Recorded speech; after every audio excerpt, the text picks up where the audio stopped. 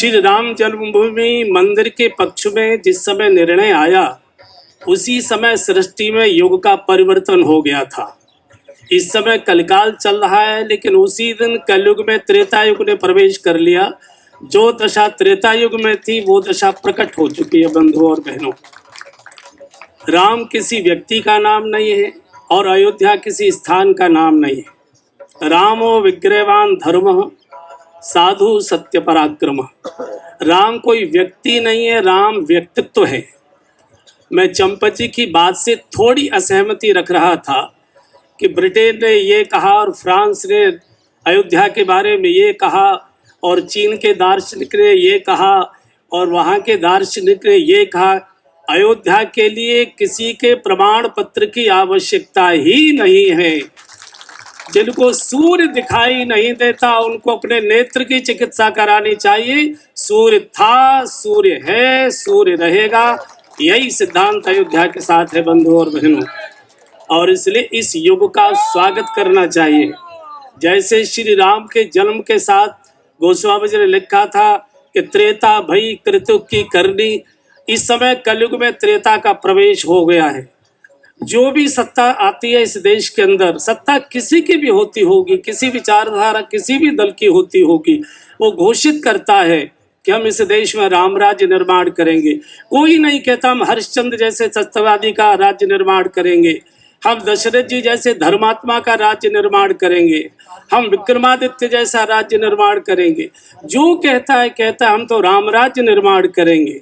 तो राम ये व्यक्ति नहीं थे, ये व्यक्तित्व थे, साक्षात धर्म थे, सदाचार थे, शील थे, सद्गुण थे, सद्व्यवहार थे, संवेदना थे। राम इन सद्गुणों के प्रतीक थे और राम राज्य भी इन गुणों का वाहक था।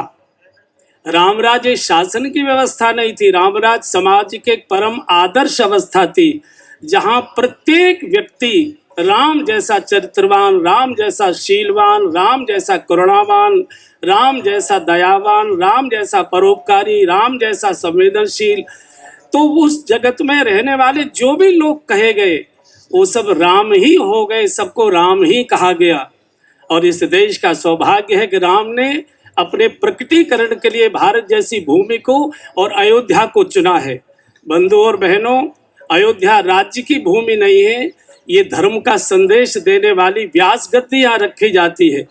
और इसलिए ये जो राम राज्य है, जिस समय वशिष्ठ जी शपथ ग्रहण समारोह होने जा रहा था और भगवान ने कहा कि गुरुदेव मुझे शपथ दिलाइए, तो वशिष्ठ जी ने कहा नहीं राघव, मैं आपको शपथ नहीं दिलाऊंगा, क्योंकि इस गद्दी पर बैठने वाला प्रत्येक राजा जो आपके पूर्व हुआ है वो अपने मन से शपथ लेता है।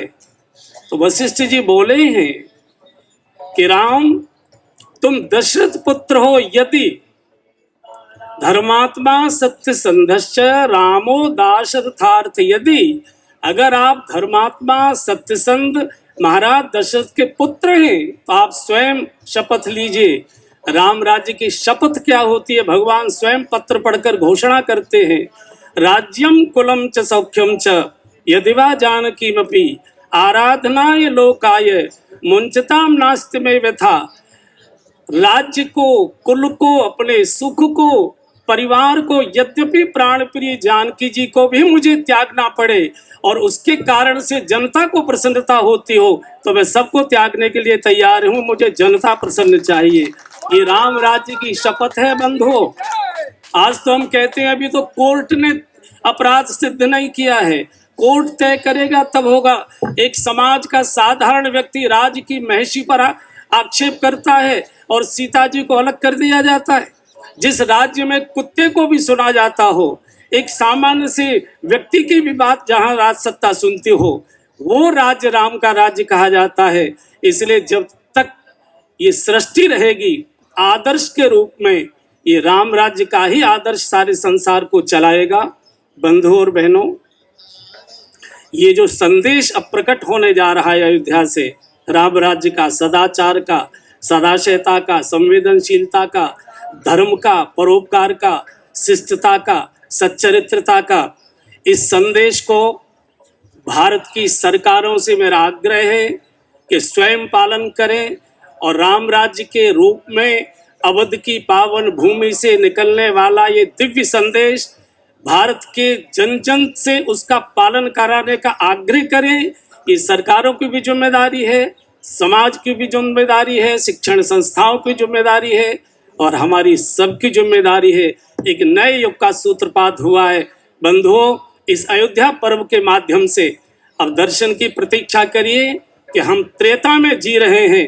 त्रेता कैसा रहा होगा, आगे इसका दर्शन करिए। इसी आकांक्षा के साथ इस पर्व के आयोजकों को बहुत बहुत धन्यवाद, साधुवाद।